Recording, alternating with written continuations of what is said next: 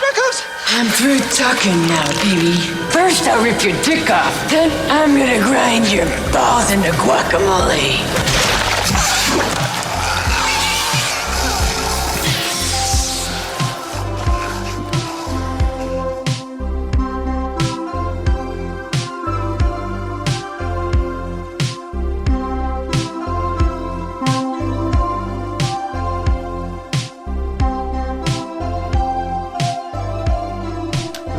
Welcome to the show, boils and ghouls.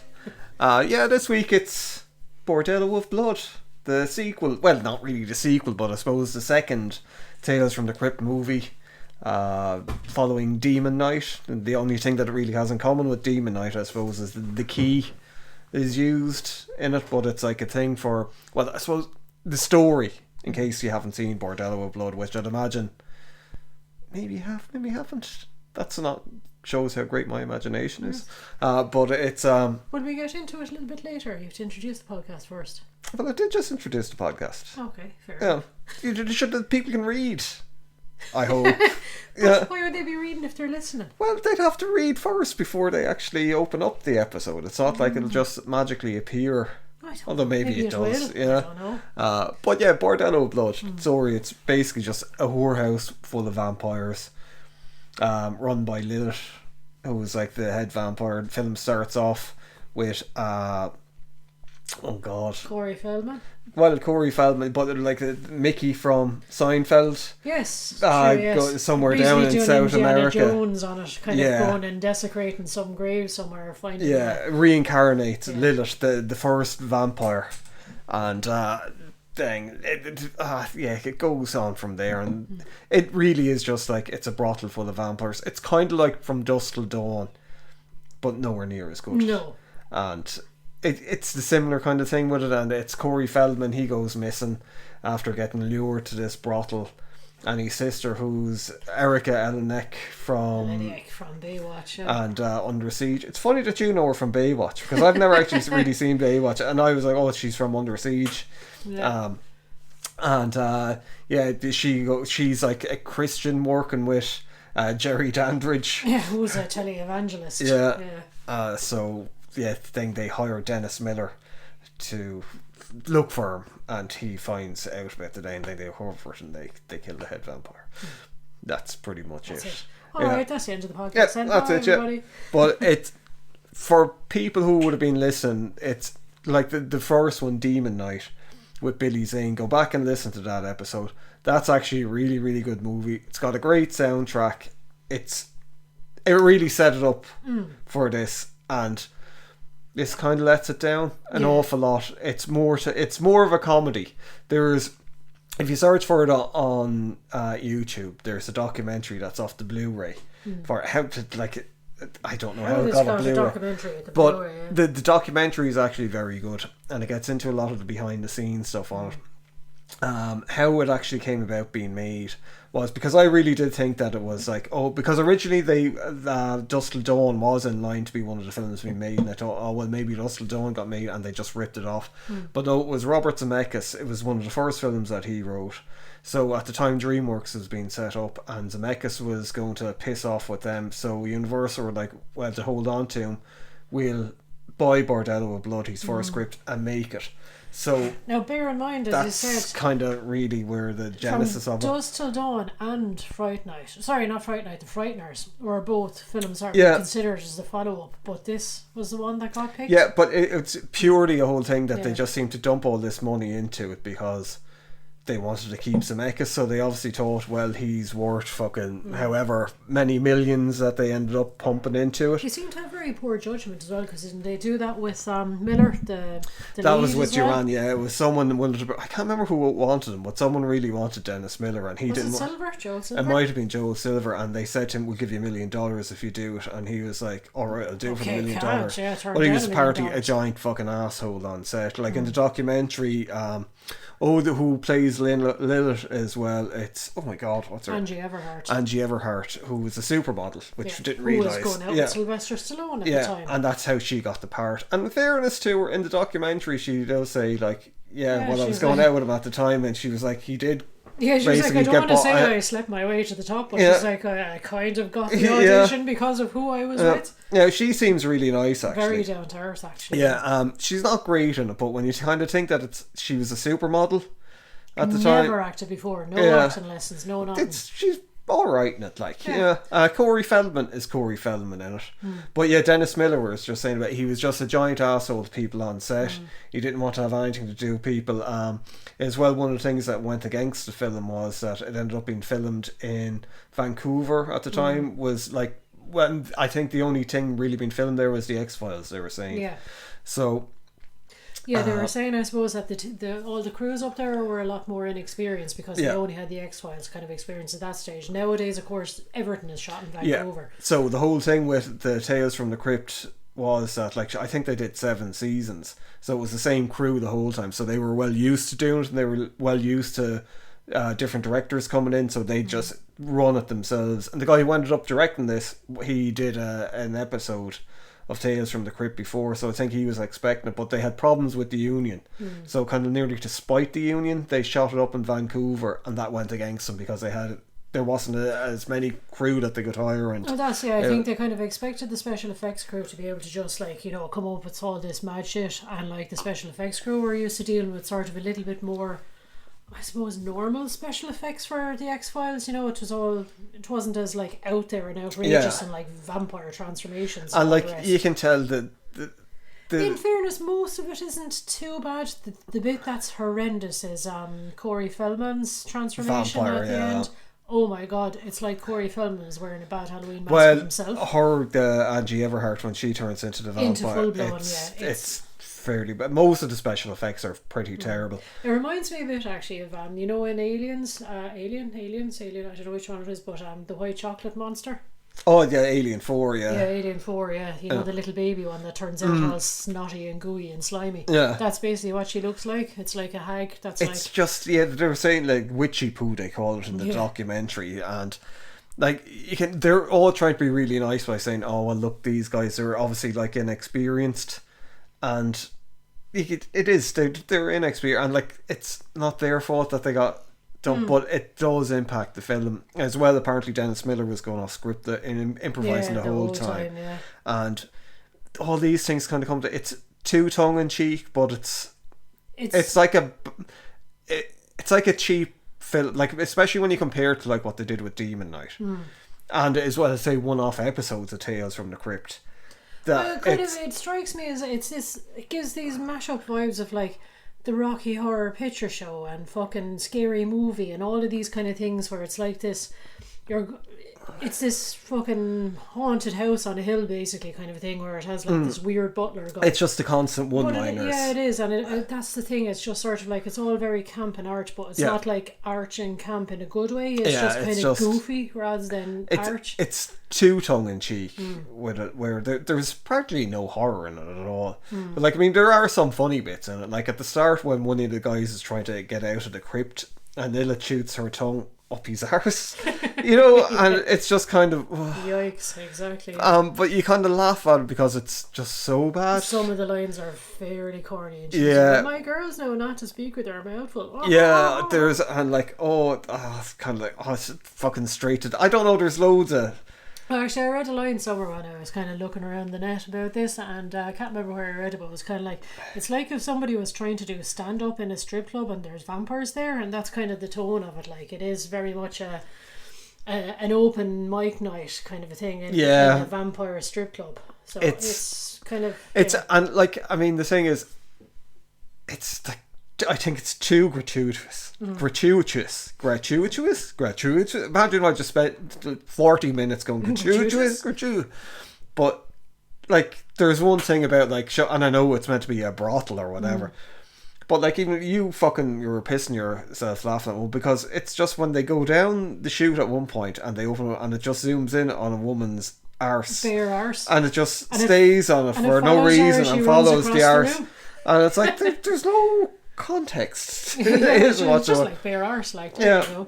And there is an awful lot of that. There's an awful lot of bare arse. There's an awful lot of like boobs everywhere. And it's just it is. It's like they kind of knew, all right, look, we got a piece of shit here, so maybe the only if thing we we up were the going boob content, we might get like a bunch of teenagers sat that's and rent it. it. I think actually it'd probably go down really well with like a bunch of 12 and 13-year-old boys. Yeah.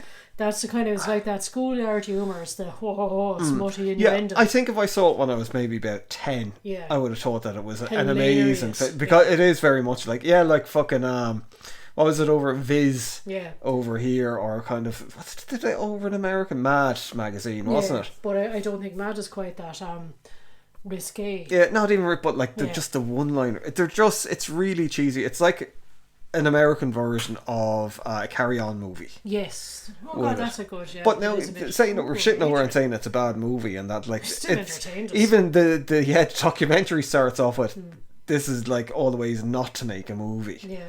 And it still somehow kind of works. It's not something that I look at, but we've seen it about 2 or 3 times already. Yeah, and the terrible thing is I've got such a shocking memory that was only towards So the end. you went, I've seen this before, and I was like, yes, of course, yeah. But I was kind of enjoying it up till then, and then it was a bit in the end with the mega church and the big Satan thing, and I went, I've definitely I've seen this before, or I've had fucking some weird imagination dream or something like that felt very close to it. But everything, it's actually, there's a lot of thought put into it, and there's a lot of, like, even the whole, this big fucking glassy evangelical church with their, sort of statue of Satan, and they have like the laser of the Lord or whatever. As they were saying in the thing, when they were after scouting and they got that location, they hit them when they had the location. They were like, "Oh shit, the last scene is like in this at night time, so we're only going to have 3 hours to shoot." Yeah, because in Vancouver as well, it doesn't really get proper dark, and it gets bright again very early at when they're shooting it. So they're like, we can't fucking cover up this giant structure with black carpets around it just seems to be a lot of inexperience with, and as well with a script. It seems like a film that, like, Universal didn't really give a fuck about anyway, and that I think they were just like, oh well, it's just I think they thought if we get Dennis Miller, who was popular at the time, people might go and see it because of him. Of course, he tanked it when he was going around promoting it. He was saying to people, don't go and see it, it's a piece of shit. So, like, fans of his weren't going to go and see it because, which was a bit unfair really too, because it's not the worst movie. It is good. It's serviceable as like a movie you throw on and have a laugh. Yeah, it's a drink along kind of a movie. Yeah, kind of, sort of sit there on a Friday night doing your own version of riff tracks. Kind of thing, Now, I feel sorry for Corey Feldman a lot with things. I think he's probably a victim of his own delusion with a lot of things. He just seems to be like an effusively nice guy. He's always trying to make connections, and he always sees the best in everything. Do you know what I mean? Like, I mean, he's had a heart. Like, I listened to his audiobook because I was sick. I had a heart attack basically, and I was in hospital, so I started listening to audiobooks. I had one of his, and I had to turn it off at points because I was so busy laughing. And it wasn't intentional. It was like the guy's had an awful life, but in the audiobook he does the voices of people.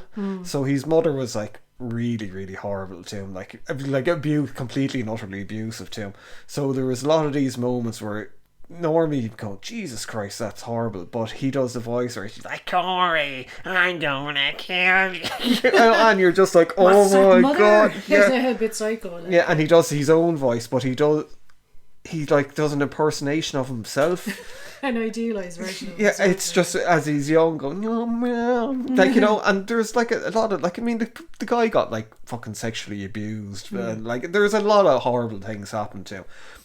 But so that seems to be his thing, though. He just loves doing voices in the part, and he's actually very good at them as well. Yeah, he was in a lot of, people forget he was in an awful lot of things. When he was saying, like, even in the documentary, he was like, he was just after coming out of rehab, and he was like, oh, I'll do this film, and sure, every film I've ever done, it's been like in top 5. Yeah, it's either been at number 1 or it's been at least top 3 or top 5, and he's like, and it has, like, he was in a lot of successful movies, and like the two Coreys at the time, they were massive. Like, they couldn't put a fucking foot wrong. That's, I know, and I suppose when you have the expectation there that whatever you do, it just charts and it hits, the heights of success, you wouldn't be expecting things to tanker. You wouldn't be expecting things to go like badly. And, like, I mean, the thing with him, he had the sin of getting older and not being, it was like with... a cute teenager again, And that, like, I mean, he didn't check, because, like, I mean, these kids, they're locked in that, and especially kind of like the way his parents were.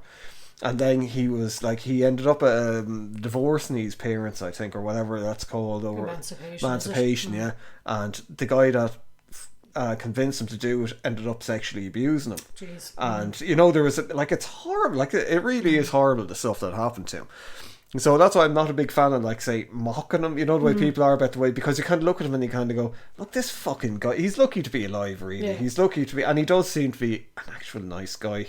That's the thing, I mean, even by his own account, and no, he wasn't blowing his own horn or anything on it, but he was just kind of, he was just saying about how badly he was rebuffed by everyone, because he was like the sort of, I suppose, the seasoned actor of the film. He'd been up in Vancouver, so he was kind of like reaching out to his co-stars. So, welcome to Vancouver, and he must get together and I'll show you around, kind of thing. And if you want to run lines, I know he was saying, because Dennis Miller was never in a film before, and he was like, Angie Everhart and all the rest. But he said he reached out to Erica Eleniak, and she was just basically like, she was I don't mingle with my co-stars. I taught you on set. She was trying to be a serious actor at that stage, so she's like, oh no, I take work very seriously. It's just work and that's it. And sorry, and your man Miller then as well is just like, fuck off. Yeah, I do my own thing. Like, so he ended up hanging around with Angie Everhart a little bit, alright. Because they were all warned about Angie Everhart. But that was the thing, and then she got on set and they were like, oh, this is all bullshit. She's not like this fucking diva. And like, they were all like, she was like so nice. And when you see her in the documentary, she is genuinely like, you know, But I think they're all warned to stay away from her because she was like Sly's girl and you don't go near her and all the rest. And then Sylvester Stallone dumped her through.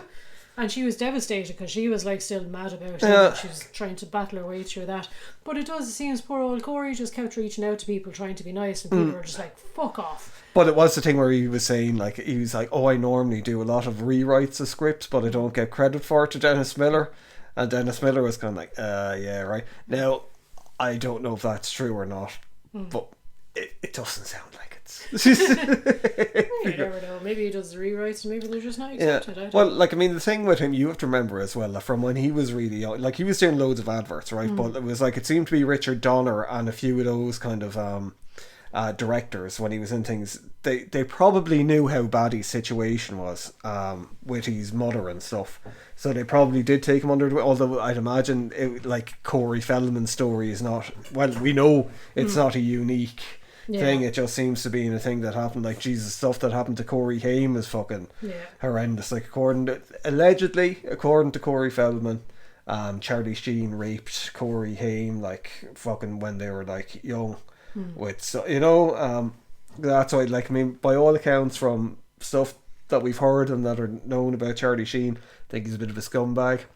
Not going to go on a big thing, but after cancelling Netflix, because Netflix seems to associate with scumbags, like with the WWE and all the Kill Tony cunts and all the Joe Rogan kind of things, and then they were after doing a documentary about how great Charlie Sheen is, where it's just like, you know, all of a sudden you reach a point where you kind of start hearing all these things or seeing things on YouTube about these people, and you kind of go, the connecting factor is fucking Netflix.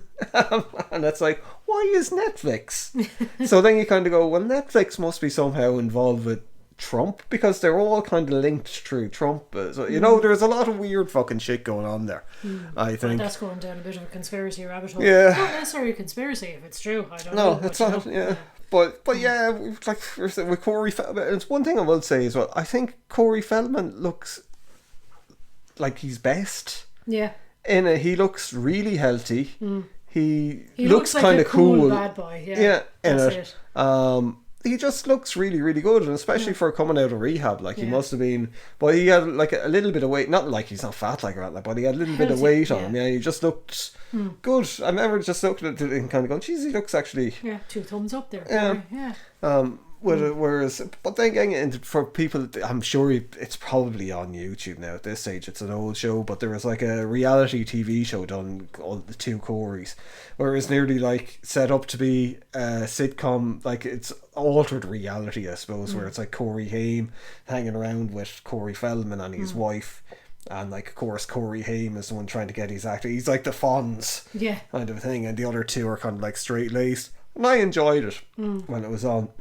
Of course, had the whole sad thing. It kind of like Corey Haim died after season 2, and like the whole thing with Corey Haim's death as well is just fucking. it's really because according to Corey Feldman and a lot of other people, he was on the straight and narrow. He was after giving up drugs. He was doing everything right. They reckon that he died of maybe pneumonia or something like that.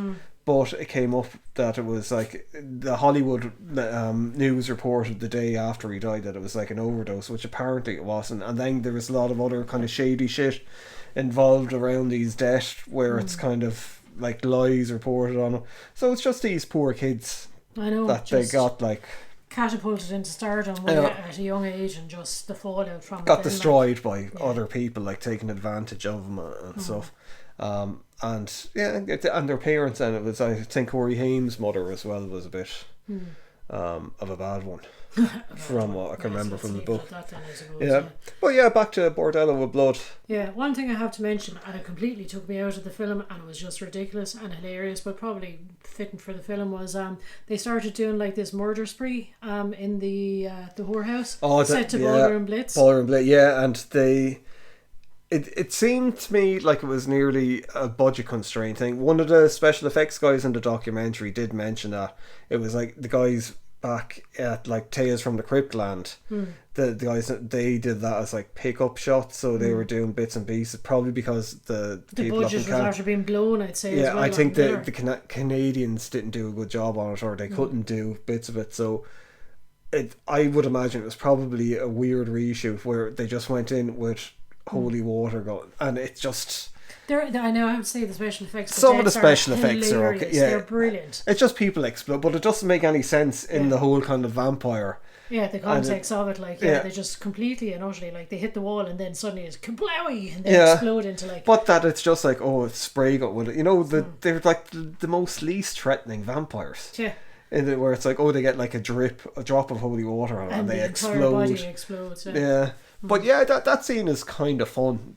It is, but I don't know, the music just totally took me out of it, because I was kind of like, what? Put some other kind of music to it, you know? You nearly expect people to start dancing as they're killing, like, you know?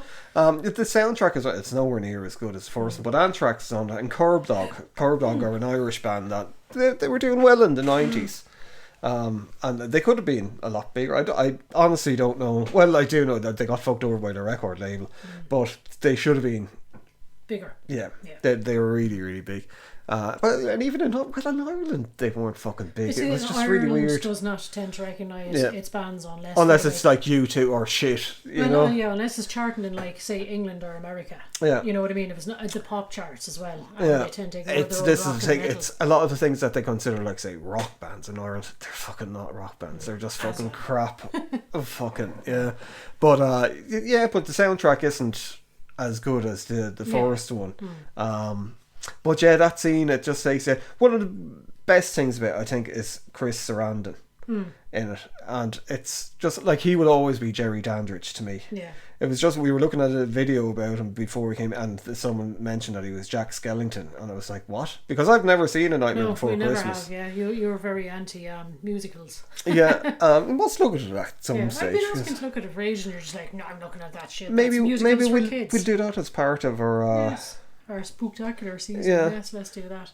But yes, apparently he's the voice of Jack Skellington. Yeah, we must go and have a look. Does he do the singing as well? I don't know. I don't think so. I think it might actually be not Tim Burton. Fucking, what's it, your man that does all the music for? Oh, Danny Elfman. I think it might be probably not Danny Elfman at all. Totally wrong. But I know Danny Elfman does sing. Like, Danny Elfman has, like, sure, he did a song with Trent Reznor there a while ago. Oh, so with him singing. Yeah. I don't remember this at all. Yeah, it's Danny Elfman. Apparently, I've read stuff about. I think it might have been Trent Reznor, or it was someone big was talking about him, and they were saying that the worst thing about him is that he has absolutely no confidence. That he thinks that his music is terrible. God. And he's like, oh, and even with the composer thing, he's like, oh, I'm not like a John Williams, or I'm not like this or that. So he never wanted to, and like, he's written a lot of songs for people apparently that have been, you know, that you mightn't realise that he did it. Like, I don't know, not Lady Gaga, but you know, that they would have been like big pop songs or big hits. And like, the guy is into his metal, obviously he's into his metal, but he just doesn't. He hadn't account, and it took years to get around to doing an album himself. Wow. And I remember, I kind of forgot, because this is the problem with things being released so quickly now. you kind of forget a week later unless you're fucking Into it, yeah. follow it. And I listened to it and it was really good. Like it was really, really good. Like obviously it was bound to be, but yeah. That's a nice little side tidbit, I suppose. Yeah.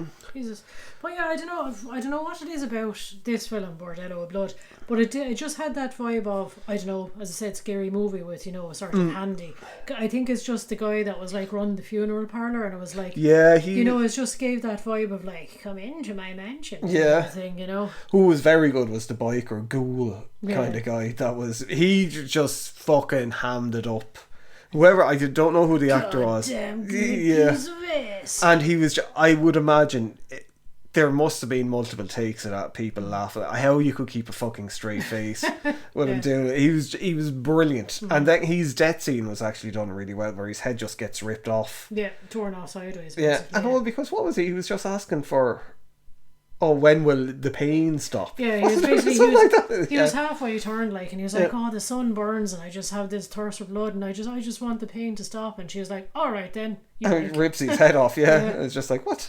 Yes, she's not known for her empathy or compassion. I don't think Lilith. No, and like the whole thing, I think one of the problems that I have with, and I'd say a modern or a younger audience would probably have a lot of issues with the film, but Dennis Miller comes across as a creep in it, like kind of nearly like a predator with Elena Elenick or whatever her name is, and it's like women are just boobs and ass to him. Yeah. But to everyone in it, they're just like these objects. And they don't actually do anything to... There's not like an empowerment thing, even though they're luring the people in and killing them. Like in the fucking whatchamacallit, in Dusk Till Dawn, there is that kind of thing where it's like, well, look, they're just luring them in. They're not even doing anything with them. Whereas they're just ripping these people, and these like vampires have been here for maybe hundreds and hundreds of years. You know, you don't get the backstory in it, but you get, because it's in an old Aztec temple, you get the feeling that maybe, you know, that, and they're proper fucking monsters and things, whereas in this they're just like and especially then when they get killed just by with a little drop of holy water, there's no threat to it, you know, there's no horror kind if you of want to to look at the other side of it, I suppose, like who is the big final fight between the two women, and it's oh yeah, well Lilith is meant to, yeah, you know, and like she is a powerful character as well. She's the one that's calling all the shots. The only reason she's not calling 100% of the shots is because of the fucking key with the blood in it, because it's holding her down as such, like, you know? That's the actual overall plot to it, is Chris Sarandon's, I was going to call him Jerry Dandridge, his character, he's this minister who's got like this big super church, and he's the one that gets like Mickey from Seinfeld to go off and get Lilith so they can control her because they have the demon night key. So he wants all the sinners to get killed, and he'll take all the money that they get from the brothel and give it to charity. So he thinks he's doing a good thing with this. And then he reaches the point where he gets betrayed by Mickey, and he's like, all right, we're going to have to shut it kill all him down, boys. Yeah, and kill him. And like, I mean, he's... Because you do think, oh, he's going to be some creep. And then it's like, oh, he's actually quite hero, and he's done the wrong, but he's got a twisted version of kind of thing, but he's trying to do the right thing in a weird like kind, a lot of religious people, and trying to do the right thing and get it completely twisted wrong. But anyway, less said about that now. But it could have, like, there was a lot here that could have been done really well. Like, this is one of the things with some of these films where you kind of go, geez, there's a lot of potential there. And I think maybe if the script had like a couple of good rewrites, if Dennis Miller wasn't involved with it, if they didn't shoot it, even if they fucking maybe had more time up in Canada, if they knew what to, you know, there was just... Yeah, it all felt a bit thrown together in the end, kind of a thing, I suppose, didn't it? Yeah. And like, I mean, it feels like something that you watch on TV, and it definitely was for like me. An episode of Tales of the Crypt. Yeah, you'd look at it late night on TV, like a year in the 90s or the 2000s, early 2000s, something that you come across late at night and you kind of go, I'll leave this on. Throw it on. Yeah, you kind of, watch it anyway, or as the kids would say nowadays, a Netflix and chill thing. Yikes. What? Well, Netflix and chill is You're a euphemism. Our dog is just lying on Laura's lap, and he just woke up looking up at that and said to say, what? Who said Netflix and chill? Not in my house. But yeah, like I keep saying, it's worth a watch. Yeah. It's a shame that it did end up kind of destroying the whole Tales from the Crypt thing, although I think even the Tales from the Crypt, the TV show, was on the outs like before this was made. I think that kind of schlock horror comedy was kind of getting a bit, everyone was going a bit serious at that stage, weren't they? I suppose film wise you were talking about the likes of Seven, or sort of, you know, all of that kind of people are going the more serious kind of horror route. Well, is like, excuse me, they did a third movie called Ritual, and we were going to do it, but I don't think I can put it, because it was just, there's a lot of good movies out there. Yeah. Or we might do the third one at some stage, Ritual, but I don't think so. With it, but like fucking the Tales from there's on Shudder. What's the other one? It's not Tales from the Creep Show. The one based on like Stephen King stuff. Like there was those movies in the 80s, and well, there was a TV show, Tales from the Dark Side, as well. Horror anthologies. Those things were kind of on the go. But Shudder brought Creep Show back, and I think they've done maybe 3 or 4 seasons of it. And there's talk, because of the success of that, and the stuff like VHS. Like VHS, the first one was alright. The second one was fucking really good, and then it seemed to dive. But over the last couple of years, we must look at them. That apparently they're after getting really good. So there's, long story short, there's talk that Tales from the Crypt is meant to be coming back as a TV show. HBO, I'd imagine, still own the rights to it. So HBO. Is your man still? He's still alive and kicking? John Passer, yeah, he's still sure. That's what I was saying. On the last of that, he was like. It's look up Splatterhouse, and there's like last HorrorCon. I can't think of the name of the horror convention, but he was out. Do you know what? I think sometimes they're the best. That's the best thing about it as well. Like, I mean, he's always hilarious when he shows up on screen, the Crypt Keeper. Yeah, he is. Yeah, and like even at the start of it, sure, it's that whole thing where it's he's playing rock paper scissors with William Sadler from the Demon Knight, who's he's a mummy in this one. Yeah, and they do the whole thing kind of where it's like, oh, quit when you're ahead. It's an old guy thing. I remember it coming across it, when I was young, in a 2000 AD annual. They had that whole thing where it was like mutants like playing a game of cards, and they cut pieces off, and then it was like quit when you're ahead. Yeah. It's one, the whole thing that I think is funny, just before we go with Erica Elenick, I had a quick look at her IMDb just before we came on, see if she's still, like, she's still acting and stuff, but I don't think like her whole thing in this was that she wanted to be seen as a serious actress, and I don't think she was really in. Nothing gigantic. It was a lot of B movie stuff, and it's she don't like. I mean, from the sounds of it, I think people might have kind of thought that she was a bit difficult on it. Not like Dennis Miller difficult, but that she just wouldn't mingle with. Too seriously. Yeah, she wouldn't mingle with people on the set, and I think that probably might have went against her in some ways with stuff. I don't know, but like, she was massive at the time. Like, I mean, she did walk away from Baywatch, which was fucking massive at the time, like really, really, really big. Actually, that's the only reason I would have known her from Baywatch, is because back in the days of good old Ireland, where you only had 2 channels on the telly. Yeah. The Baywatch was on every Saturday morning, so I'd always watch it before I'd head off. She was saying she I think she felt like she was being exploited on that. Like, she was saying that Baywatch, when it started off, wasn't all about like the slow motion fucking the running along the beach, and then all of a sudden it started becoming that, and she was like, I don't want to have any part of this. So I can understand that, and like, I mean, maybe she didn't want to kind of like have any business with, like, when Corey Feldman rang up, she was probably used to kind of like maybe fellas trying it on with her or whatever, and she was just like, no, you know, kind of like just being defensive, which can't blame her as well at the same point. But I'll be there. I'll be there. Mitch Buchanan, wasn't it? Yeah, fucking But maybe we should. They never did a horror version of Baywatch. That would be good. Well, maybe Baywatch is just a horror version. The remake was awful. Remember the film with The Rock? I can't remember who else was in it. Was Zac Efron in it? I have a feeling it was him. Yeah. It was, and we watched it because of Zac Efron, because he actually turned out to be incredibly funny in certain things. but not in this film. Wasn't particularly. Yeah, no. Good. I'd prefer to go back and watch the original Baywatch. Might do at some stage. Well, I've actually gone back and watched 1 or 2 random episodes when they popped up on telly here and there, and they do not hold up.